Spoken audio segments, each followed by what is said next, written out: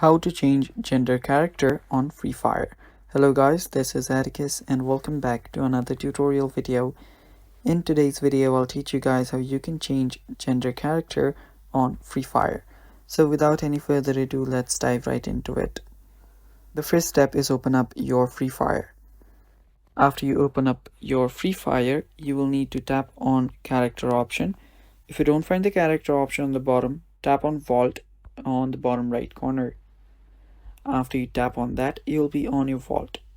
Now if you want to change your character, you'll need to choose this option right here. It's right here.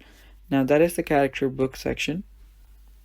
After you're on the characters section, you'll see on the left hand side different characters. Now you can download different characters as well. You will need to purchase them, so just choose the one with the different gender that you want. After that, tap on the equip button and now you can head back. And there you can see you've just changed your gender character on Free Fire. And that's basically how you do it, guys. That is how you change gender on Free Fire.